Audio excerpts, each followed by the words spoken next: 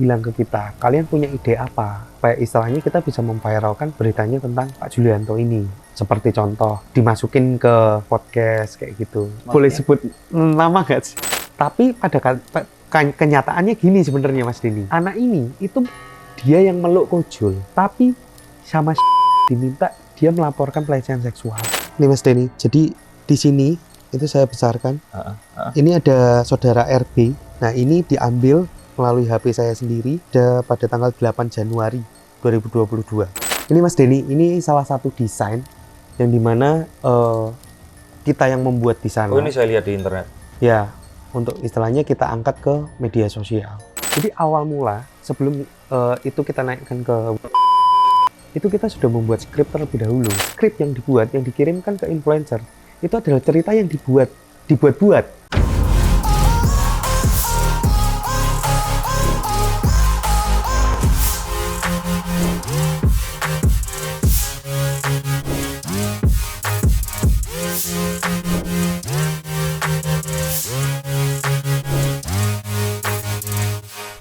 Portfolio untuk production house-nya kita lah intinya.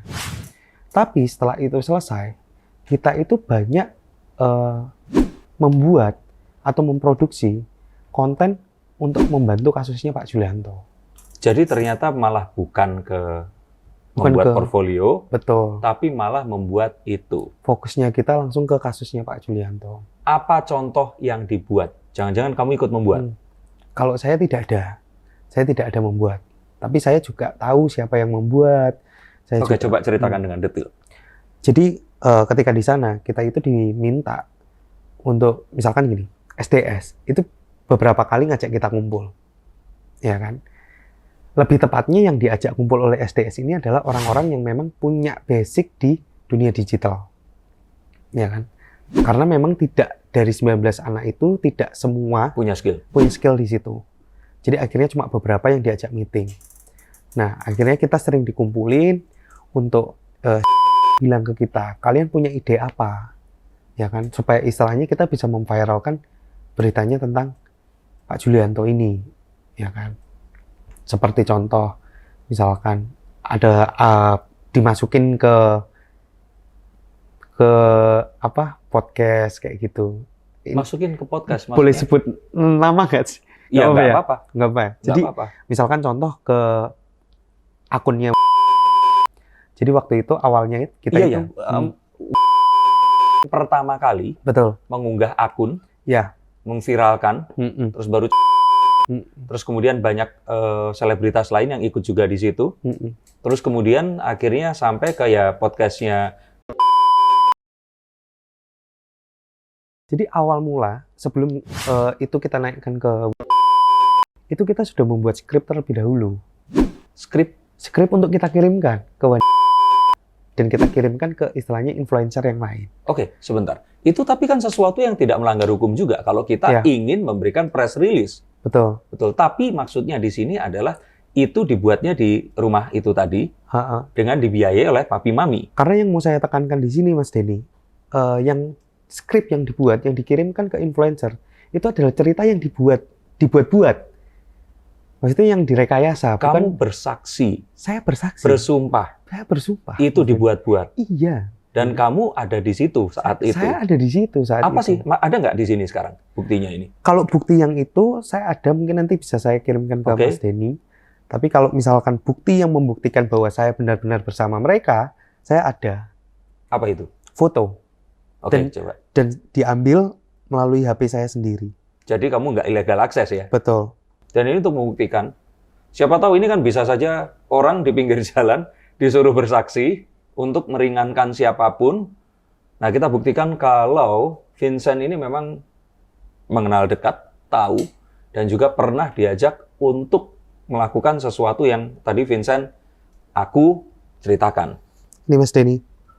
Jadi di sini itu saya besarkan. Ini ada saudara RB di sini. Oke, ini saya kenal. Saudara RB. Setelah itu di sini ada SDS. Oke. Ya kan.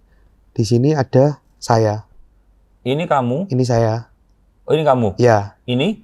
Ini yang ada di podcast Ya, yang menemani itu. betul. Oke. Nah, ini diambil melalui HP saya sendiri. Tanggal? Di sini ada pada tanggal 8 Januari 2022. Oke, ini di villa yang katanya itu atau Bukan. bagaimana? Kalau ini posisi kita lagi liburan. Di Danau Batu deh. Ini kita di Kintamani. Oh, Kintamani. Oke. Jadi waktu itu kita dikasih liburan lah. Hmm.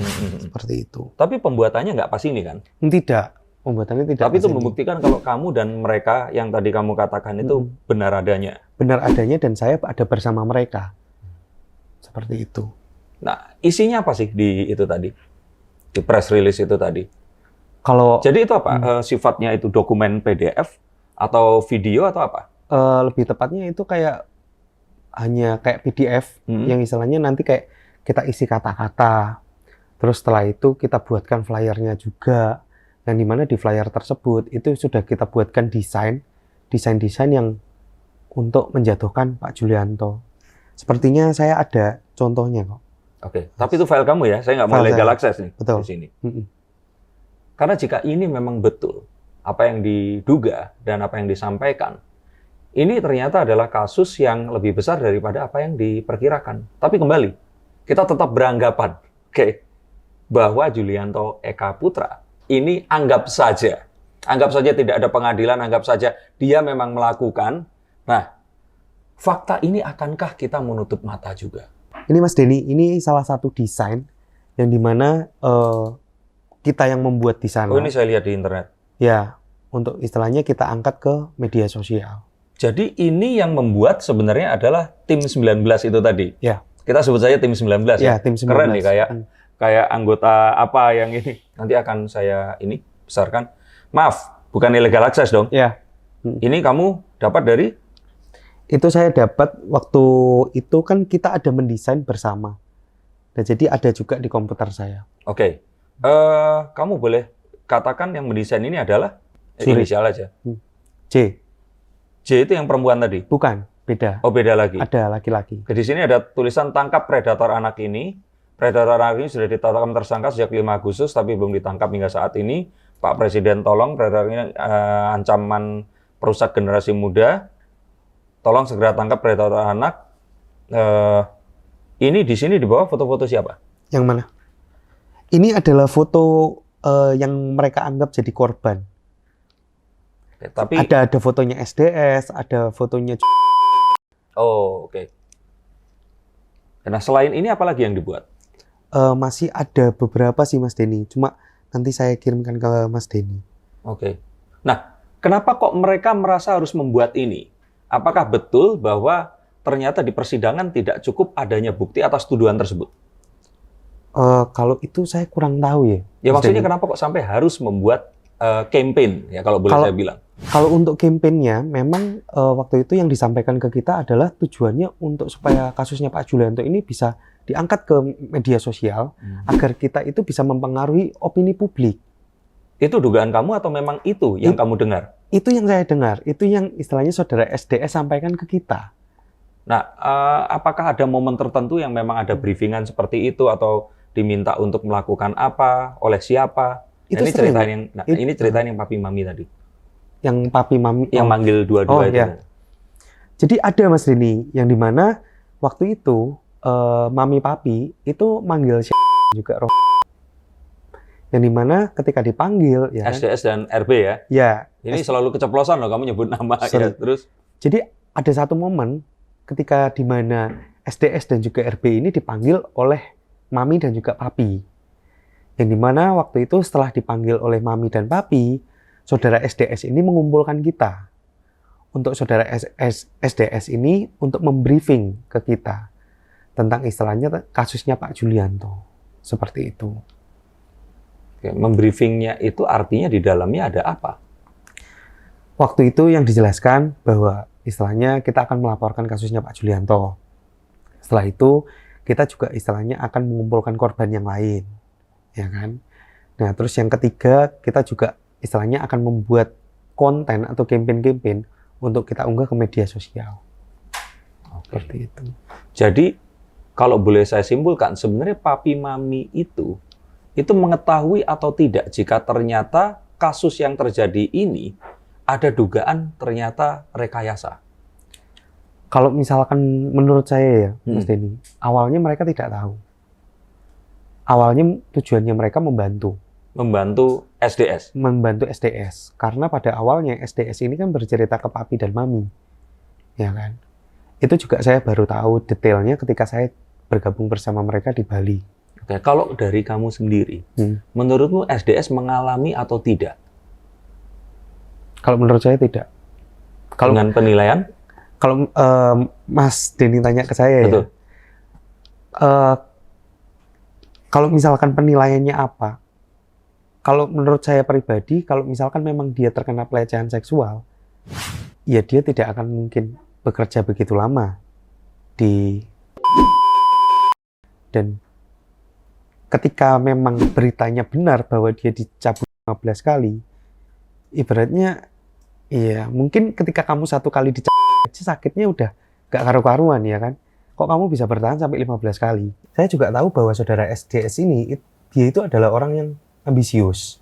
Yang dimana tidak mungkin ketika memang dia dilecehkan 15 kali, dia tidak akan merekam ataupun melaporkan. Nah, tapi ya sudahlah Mas Denny. Saya tidak mau beropini, ya kan. Ini hukum sedang berjalan, mari mestinya kita ikuti saja. Ya, tapi kok kamu yakin itu berarti kan apa ada hal yang lain yang akan membuat kamu... Ada salah satu fakta, Mas Denny. Waktu itu, ini saya cerita sedikit ya Mas Denny. Banyak nggak apa-apa, silakan. Jadi waktu itu, kita itu pernah dikumpulkan di kafe oleh saudara SDS. Kurang lebih ada sekitar 8 orang. Yang dimana 8 orang ini itu diminta oleh SDS. SDS ini bilang bahwa kalian punya ide apa? Ya kan? Kalian kan tahu kan bahwa kita semua yang di sini itu udah pernah diajak keluar negeri sama saudara Pak Julianto. Orang-orang akan berpikir bahwa Pak Julianto ini baik, ya kan? Apa yang bisa kita tanamkan di situ yang supaya orang ini beranggapan bahwa Pak Julianto mengajak kita keluar negeri itu niatnya jahat. Dia ngomong begitu? Ya. Ke anak-anak ini tadi? Ke anak-anak. Langsung ada celetukan. Ya udah bilang aja bahwa ketika kita diajak keluar negeri, kita juga mau dicabuli. Terus? Itu salah satu... Apa reaksinya SDS saat diusulkan begitu? Ya dia terima. Itu kejadiannya di mana? Itu waktu itu kita dikumpulkan di kafe. Di sebuah kafe di Denpasar. Waktu itu ya kita awalnya diajak untuk ngopi seperti biasa. Cuma tiba-tiba di tengah-tengah perbincangan, langsung SDS mengungkapkan itu. Jadi ada brief seperti itu? Ada brief seperti itu. Kamu melihat, mendengar dengan kepalamu sendiri? Iya, karena saya juga ada di situ. Dan kamu bersumpah kamu nggak salah dengar? Saya bersumpah saya tidak salah dengar. Tuh. Oke. Itu semoga bisa, ya kalau buat saya sih, membuat ya, oh ya sudah, coba saya terima dulu masukan dari kamu ini tadi. Karena kembali, ya saya nggak pernah letih berulang kali. Saya tidak mencoba membela siapapun, tapi jika ada orang seperti ini datang menyampaikan fakta, kita tidak akan bisa diam saja. Nah makanya dengan ini kan kita akan tahu satu fakta yang lainnya. Tapi kamu hanya cerita yang kamu alami dan kamu dengar dan lihat langsung ya. Saya nggak mau kamu cerita opini kamu atau yang katanya orang lain. Ya, Mas Denny. Udah itu aja atau ada yang lain? Ada lagi Mas Denny. Wah, banyak. Apa? Jadi ada satu momen di mana saya itu ada ngajak ngobrol salah satu timnya SDS juga. Tim 19. Tim 19, namanya inisialnya CK. Yang dimana waktu itu CK ini ya kan sempat saya tanya. Karena yang saya tahu sebelumnya CK ini dia ada membuat laporan. Dia sudah membuat laporan? Sudah membuat laporan tentang kasus pelecehan. Ya kan? Saya tanya ke saudara CK. Saya panggilnya gitu kan. Bener tak? Kamu ini kena pelecehan? Mbak Koyul. Dia jawab, ya enggak sih Chen, ya kan. Nah terus kenapa kamu ngelaporin ya kan? Aku dipaksa sama Cece. Lah kok kamu mau? Ya kan? Loh aku nggak berani nolak. Ya apa caranya? Aku dipaksa kok. Nah tapi setelah saat itu beberapa hari kemudian saudara CK ini pulang ke kampungnya Karena karena takut. Oke. berarti Cece ini motivator juga. Oke, terus. Nah, ada juga satu kejadian lagi yang dimana kalau ini saya diceritakan. Jadi gini, ada satu saksi dari mereka berinisial CR, ya kan? Yang dimana CR Laki-laki ini atau perempuan? Perempuan. Yang CK tadi perempuan, ini CR ini perempuan. Perempuan juga. Yang dimana CR ini Itu salah satu tim 19. tim 19. Yang dimana CR ini dia punya pacar yang namanya ya kan? Oke. Yang dimana ini ya kan, dia itu sering cerita ke saya, ya kan. Nah, ada salah satu yang dia ceritakan itu tentang ronsen, yang dimana saudara CR ini itu ceritanya tuh diminta ronsen mata, yang dimana saudara CR ini ya kan diantar oleh saudara pacarnya ke rumah sakit. Juga tim 19. Ini tim 19 tapi ini tidak ikut menjadi saksi. Jadi dia hanya sebatas pacarnya si CR. Oke. Nah setelah itu, setelah CR ini diantar ke rumah sakit, CR ini diminta untuk ronsen. Nah setelah CR ini ronsen, ya kan, dia itu keluar dan ditanya oleh si Nathan pacarnya, gimana hasilnya? Ya nggak kenapa-kenapa kok, ya kan, baik semua. Nah, tapi nggak tahu, ini saya diceritakan ya, Mas Denny. Ada ibu-ibu entah siapa ini datang, yang dimana ibu-ibu ini minta duit ke CR dan juga ke pacarnya. Ibu-ibu ini bukan dokter, bukan apa? Si pacarnya CR ini itu tidak mengetahui, dan si CR pun juga tidak mengetahui siapa ibu-ibu ini. Intinya ibu-ibu ini mendatangi mereka. Dan ibu-ibu ini bilang, panggil nama. Berarti kenal? Kenal. Panggil nama, setelah itu, kamu udah, matamu sudah tak buat kenapa-napa ya. Ya kan, nanti untuk biayanya bisa kamu transfer ya. Jadi, tapi pada waktu itu, si CR dan juga pacarnya ini tidak punya uang. Ya kan, untuk membayar itu. Nah, langsung si CR ini telepon ke J. Ya kan, ke J. J ini tim 19 juga? Tim 19 juga. Oke, yang menemani SDS? Yang menemani SDS. Yang dimana ditelepon. CR ini bilang, Kak, ini aku dimintain uang. Ya kan, ini aku nggak pegang uang, gimana? Wes kamu tunggu bentar di sana, aku bentar lagi sampai, katanya. Nah setelah si J ini sampai, si J inilah yang memberikan uang ke ibu-ibu entah siapa itu. Oke. Gunanya ronsen mata itu buat apa? Kalau sesuai dengan yang ceritakan ke saya, si CR ini ingin melaporkan Pak Julianto tentang kasus kekerasan. Yang dimana si CR ini akan diminta untuk melaporkan bahwa Pak Julianto ini pernah memukuli si CR. Oke, kamu jangan berasumsi dan beropini. Kamu Saya dengar punya ini bukti. dari mana? Saya punya bukti. Saya punya bukti rekaman. Rekaman apa itu? Rekaman suara. Ha-ha? Antara percakapan saya dan juga saudara pacarnya si CR ini. Di sini? Ada, bukan di sini, tapi ada filenya. Saya punya. Oke, itu percakapannya di? Itu kita lagi di kayak angkringan gitu, Mas Denny. Kita lagi di angkringan, kita lagi ngobrol. Oke. Gitu. Tapi kamu rekam secara sembunyi-sembunyi? Betul. Oke, kalau saya tayangkan ini akan melanggar hukum. Iya. Tapi kalau kamu tayangkan di depan hakim, ini akan jadi sebuah hal yang menguatkan kesaksianmu. Iya. Tapi kamu yakin dan kamu bersumpah ya? Saya yakin dan bersumpah. Kamu ambil pakai HP-mu sendiri juga ya? Iya. Karena di situ itu ada banyak pasal pemalsuan dokumen, pemfitnahan juga. Iya. Wah, ada banyak.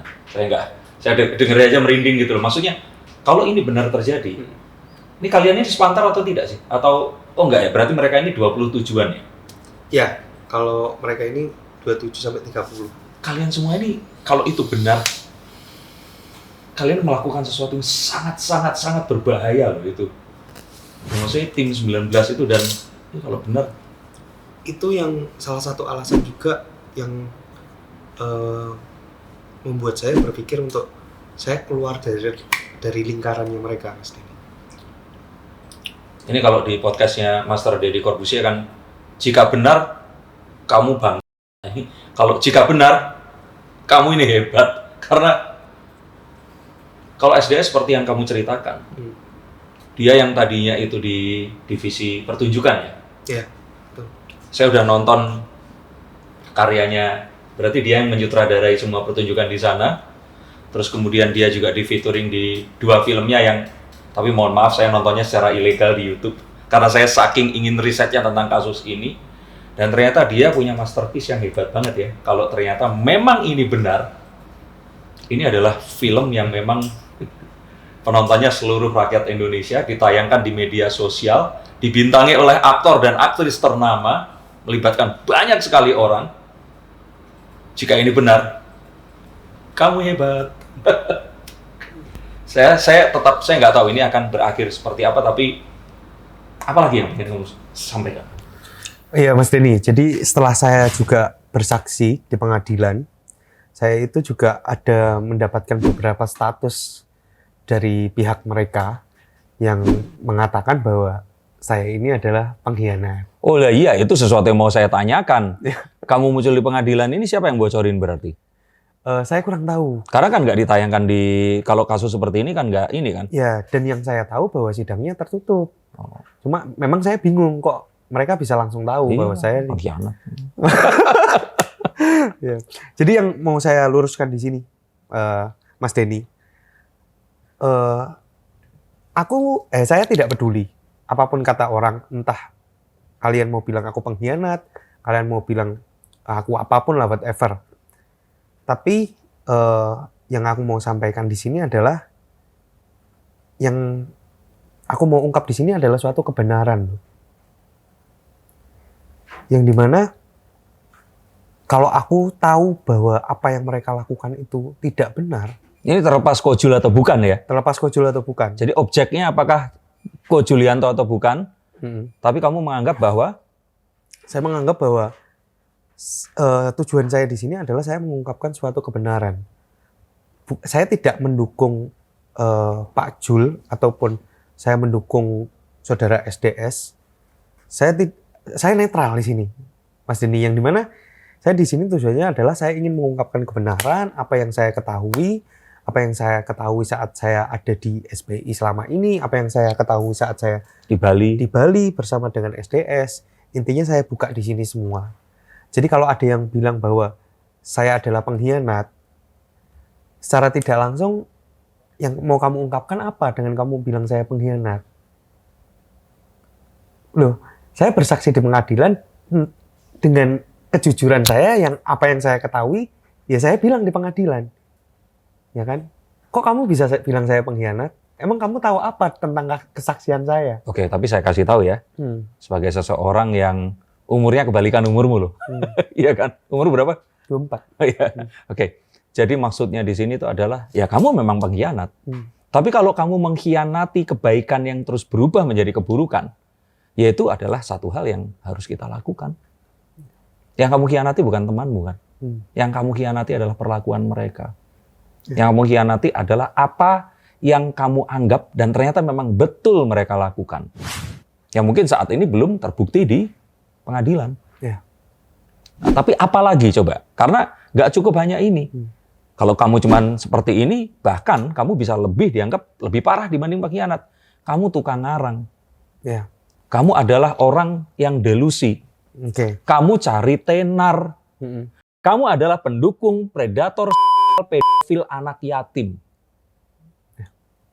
Coba, apa lagi yang kamu mau tunjukkan untuk membuktikan bahwa apa yang kamu saksikan itu benar? Sebenarnya di kasus ini, Mas Denny, itu cabangnya itu banyak sekali. Cabang? Maksudnya gini. Kok kayak olimpiade cabangnya banyak? Maksudnya gimana? Jadi kan tadi di awal saya sempat cerita ke Mas Denny soal yang namanya Mami Papi. Ya kan?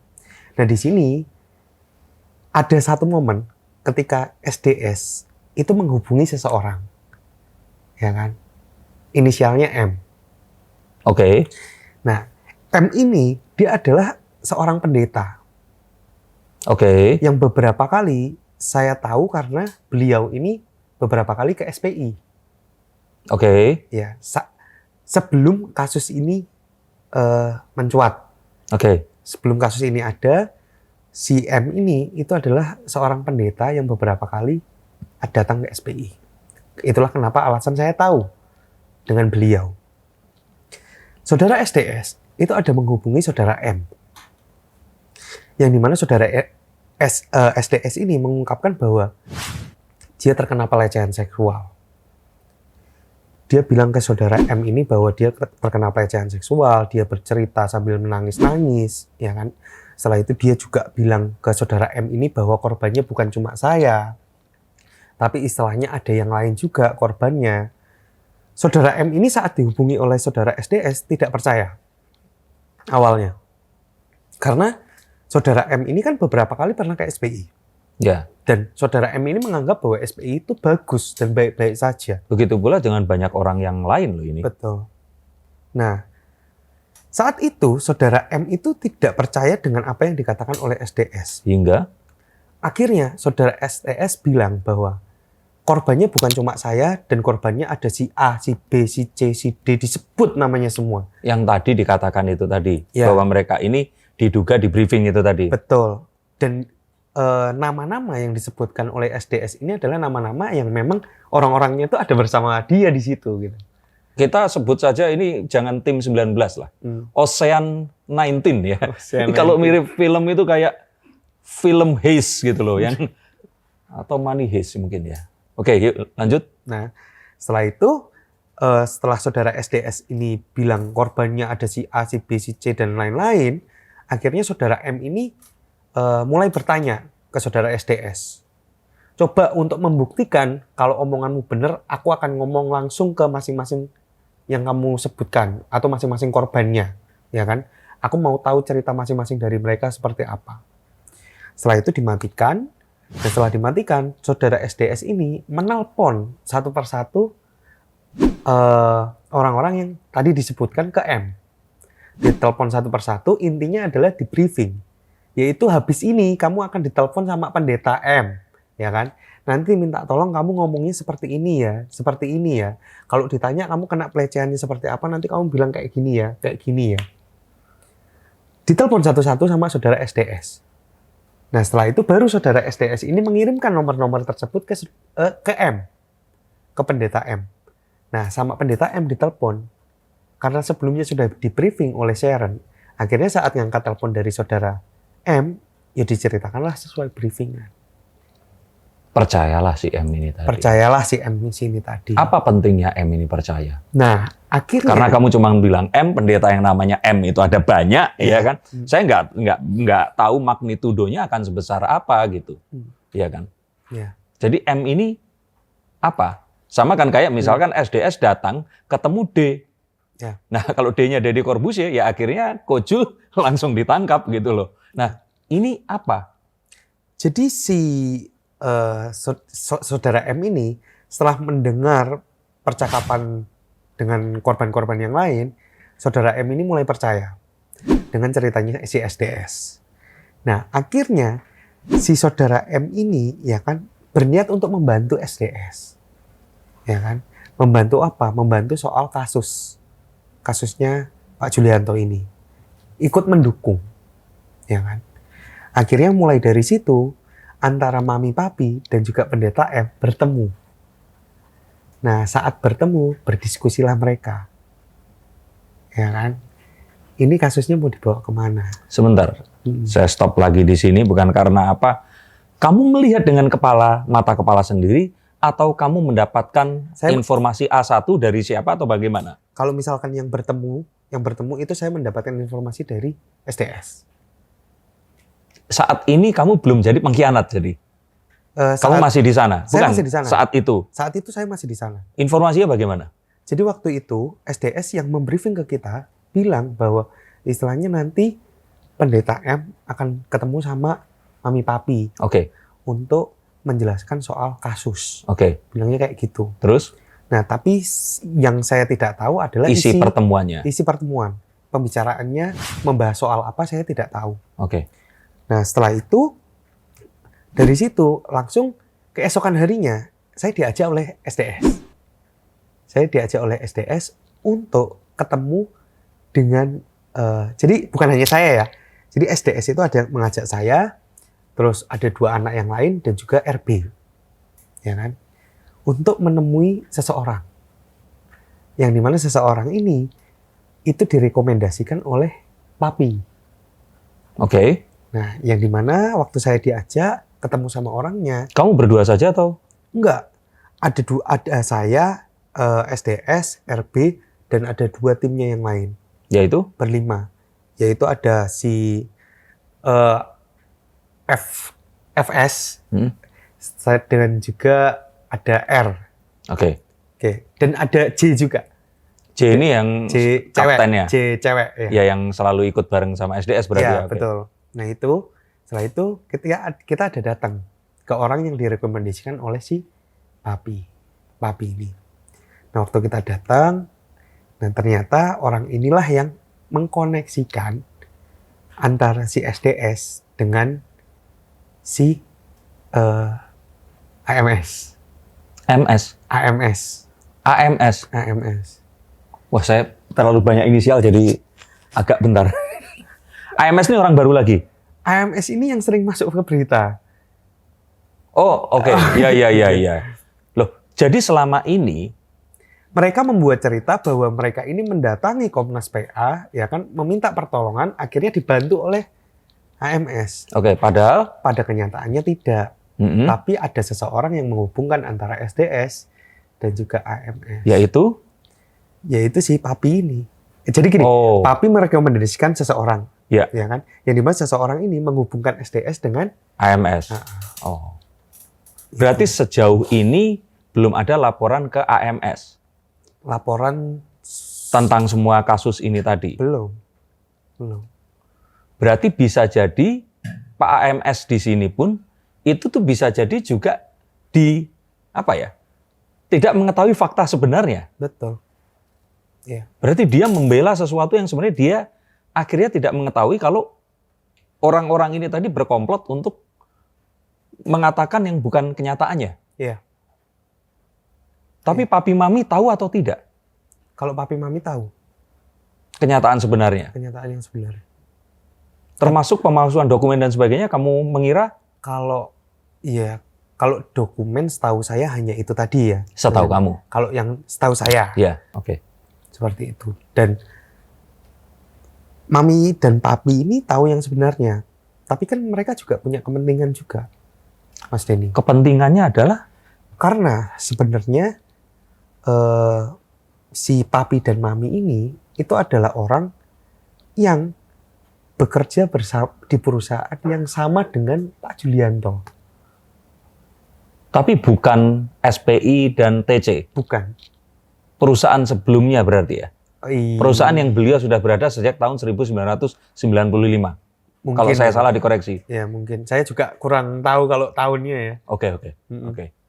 Tapi itu. Untuk terakhir, saya ingin kamu kasih penutup.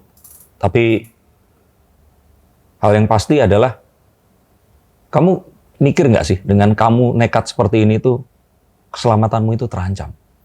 Jujur ya Mas, sebenarnya awalnya saya takut banget.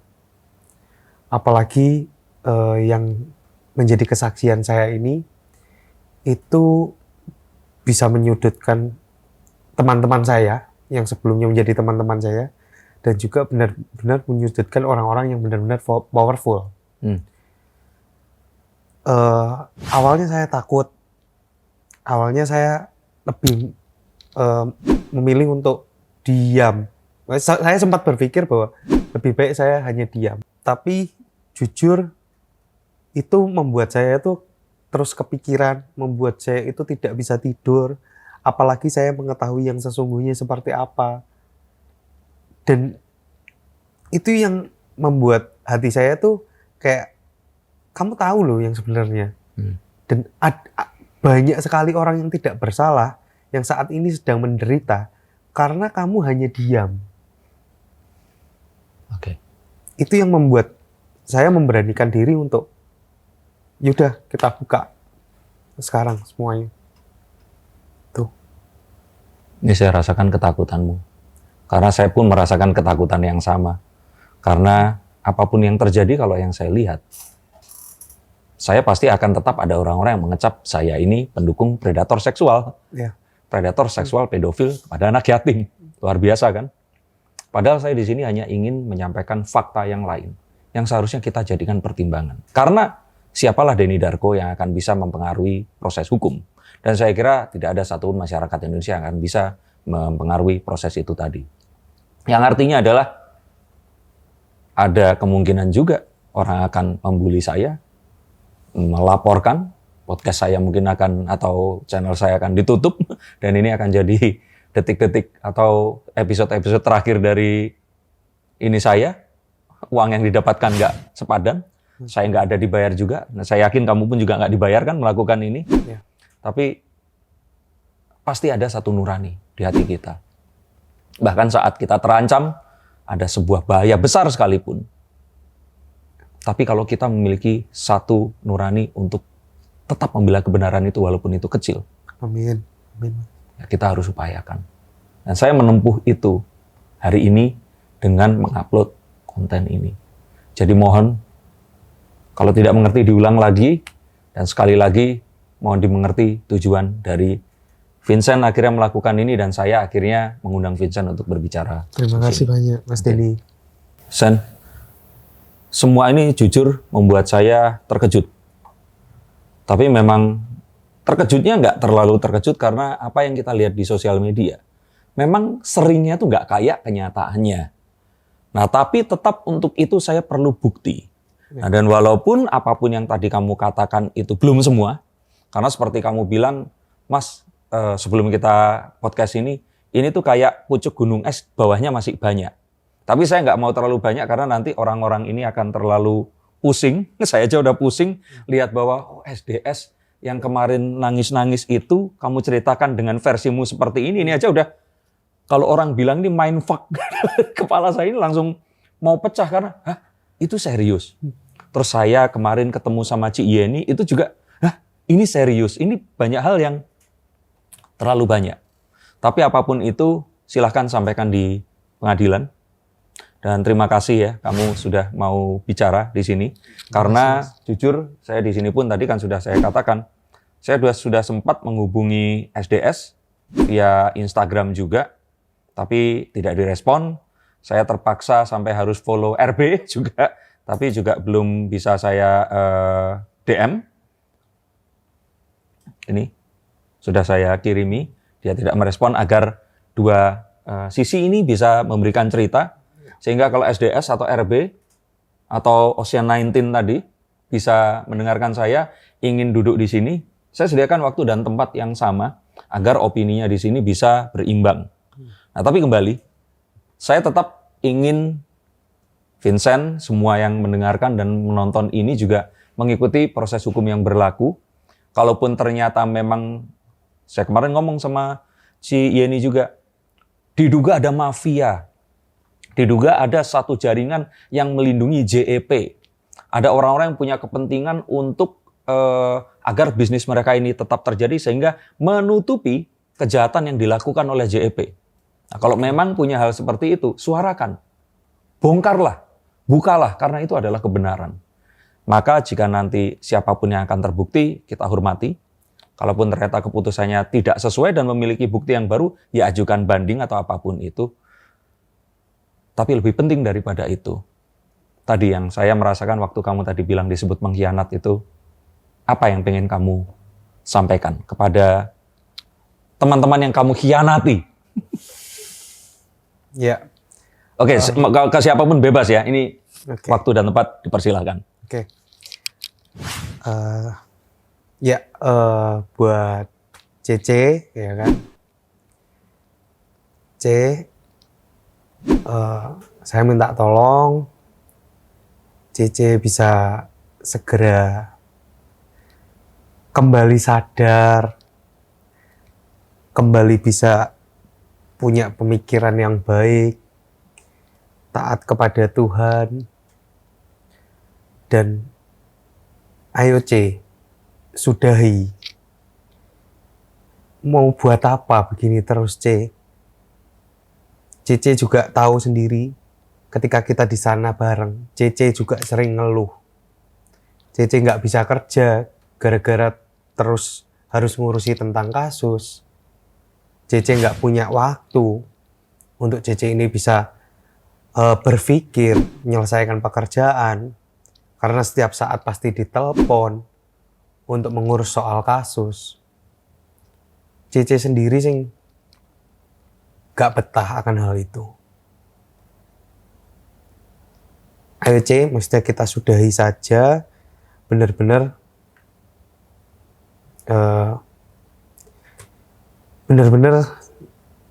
CC ungkap apa yang menjadi kebenarannya,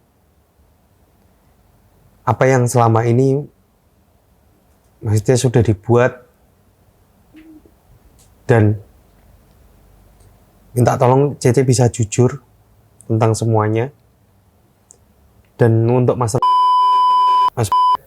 aku juga tahu bahwa sampean itu sebenarnya tidak mau mengkasuskan hal ini. Sampean cuma pengen hidup damai, hidup tentram, bareng sama CC, membina keluarga dengan damai. Cuma itu toh Mas. Ayolah Mas. Sudah, balik ke jalan yang benar. Udah sih Mas, itu aja. Untuk teman-temanmu yang lain yang menganggap kamu pengkhianat, kamu tadi kan nunjukin statusnya itu. Kalau ada teman pengkhianat, dia apa, tai aja. Nah itu apa, gimana tuh? Gimana saat kamu disebut sebagai pengkhianat, sampaikan kepada 17 teman yang lainnya. Nah. Oke, buat teman-teman juga yang menganggap saya pengkhianat, iya, saya adalah pengkhianat. Tapi yang saya hianati itu bukan kalian. Tapi yang saya hianati itu adalah kondisi dan situasi. Yang dimana kondisi dan situasinya sudah tidak menentu, yang sudah tidak baik. Saya berharap bahwa kita bisa berteman, tapi dalam kondisi yang baik. Dan kalau itu bisa terjadi, saya akan kembali bersama teman-teman dan kita akan menjalani hubungan pertemanan yang baik, yang bisa berjangka waktu lama dan seterusnya. Ya, itu aja Mas Denny. Oke. Terima kasih.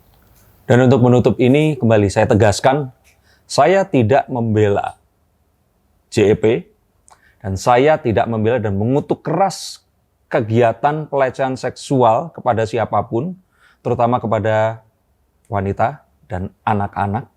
Dan saya menghimbau untuk siapapun yang menjadi korban, merasa menjadi korban, untuk melaporkan tanpa takut. Tapi melihat fakta-fakta yang terjadi, dan beberapa fakta yang tadi disampaikan oleh Vincent, saya ingin menutup dan merangkum semua ini dengan sebuah pesan. Terkadang kita melakukan satu kebohongan kecil. Mungkin dimotivasi oleh ketidaksukaan, kebencian, terus kemudian harus mengajak orang-orang yang lain untuk menutupi kebohongan kecil ini tadi. Dan terus kemudian tanpa kita sadar menjadi lebih besar lagi, dan akhirnya menarik seluruh dunia masuk ke dalam kebohongan itu tadi. Nah, untuk siapapun yang mungkin ada dalam situasi tersebut, saya sampaikan pesan, tidak ada kata terlambat. Apakah ada waktu untuk keluar? Apakah perlu kita harus kembali ke masa lalu untuk memperbaiki? Tidak perlu. Kumpulkan keberanian dan lakukan ketegasan untuk berhenti saat ini juga. Terutama jika tadi cerita yang disampaikan oleh Vincent ini benar. Maka untuk siapapun yang ada di sini, pesan dari saya adalah usia kalian masih sangat muda. Hidup kalian masih sangat panjang. Kesempatan masih sangat terbuka luas. Masih ada jalan untuk menghentikan ini semua. Tidak ada seorang pun yang akan bisa menyembunyikan kebenaran pada akhirnya. Dan tidak ada satupun kekuatan yang akan bisa mengancam kebenaran itu tadi. Maka segera hentikan sekarang juga. Jika ternyata ingin melapor ke polisi, segeralah melapor. Jika ternyata ada ancaman, baik ternyata ada dugaan ancaman dari JEP atau siapapun, atau dari pihak yang, kalau dari cerita versi Vincent tadi SDS ya, dan sebagainya, atau papi mami atau siapapun, ketahuilah bahwa kita di negara hukum semuanya sama di mata hukum. Dan jika kalian perlu untuk mengutarakan ini di depan publik, kalian bisa menghubungi nomor saya di bawah ini. Karena kembali kita tentu saja tidak tahu mana yang benar, mana yang salah sebelum proses peradilan ini akan selesai. Tapi akan selalu ada waktu untuk kalian menyampaikan fakta yang kalian alami dan kalian miliki. Maka untuk tim 19, siapapun, silakan hubungi nomor di bawah sini. Saya berikan kesempatan yang sama untuk mengklarifikasi apakah membenarkan atau mengcounter atau apapun itu tadi. Dan semoga apapun kebenarannya akan bisa terbukti. Terima kasih Vincent. Semoga ini bisa membantu. Dan kembali lagi, tidak ada pembelaan terhadap siapapun di sini. Ini hanyalah sebuah fakta yang lain dari sebuah kasus yang sama. Karena kita akan tahu bahwa sudut pandang berbeda akan memberikan satu pemahaman yang berbeda pula. Terima kasih, sampai jumpa, dan salam.